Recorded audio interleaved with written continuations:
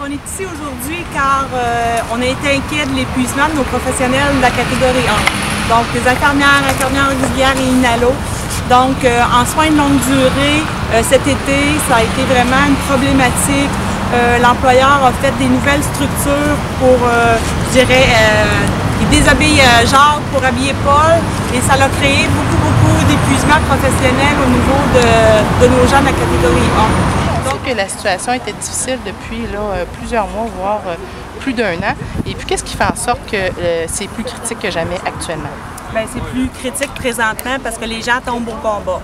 On a eu au moins 9 démissions depuis un mois et les gens tombent en assurance salaire, d'épuisement professionnel.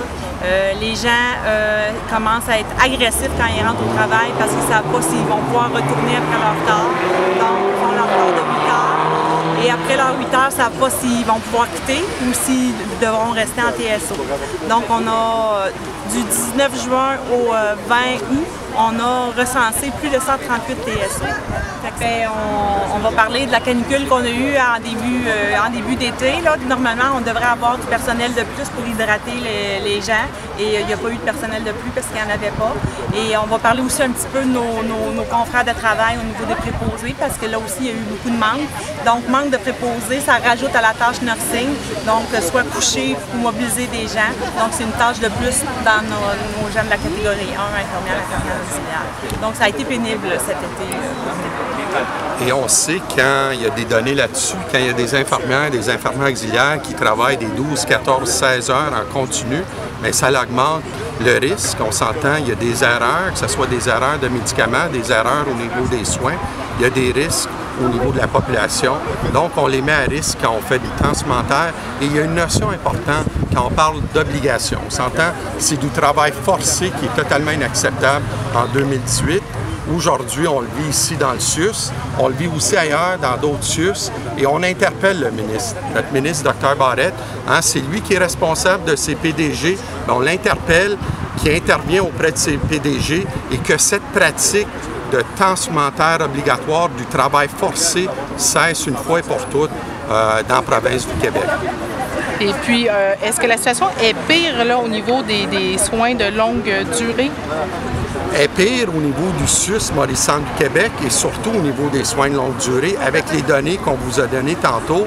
Quand on parle de 138 quarts de travail sur une période de quelques semaines en obligation, ça, c'est des gens qui pensent qu'ils s'en vont à la maison, prendre soin de leur famille et tout à coup sont obligés de travailler 8 heures de plus et on ne tient pas compte du temps supplémentaire qui est sur une base volontaire où la personne s'est préparée d'une façon physique et psychologique de faire un quart additionnel. Donc, c'est clair, on parle d'une crise qui se passe ici au niveau du CHSLD Georges-Frédéric.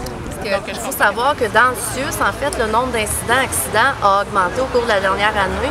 Dans des situations où tu rentres travailler, puis dans un week-end, il peut manquer près de 40 personnes.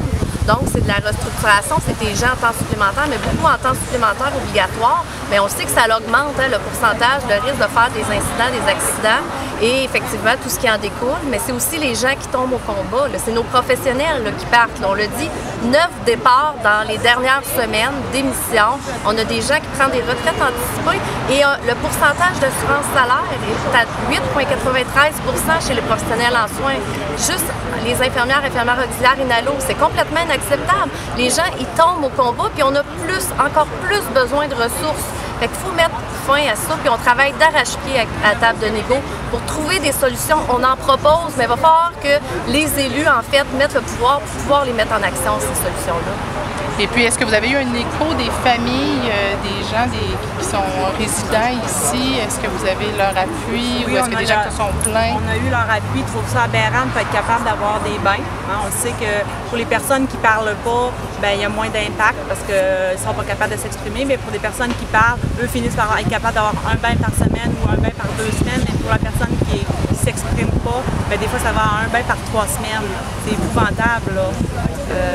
Donc, il faut vraiment que M. Barrette donne un coup de barre à ses hauts dirigeants.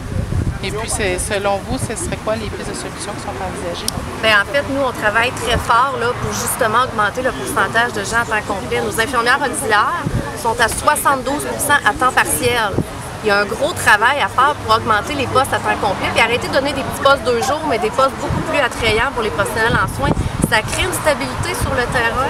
Et ce qu'on veut également, c'est des ratios, c'est des ratios acceptables. C'est pas normal de rentrer travailler puis de couvrir le double de ce qui est une charge normale de travail. Et ça a des conséquences importantes là, chez les professionnels en soins et chez la population, là, parce qu'ils reçoivent moins de soins qu'ils devraient recevoir.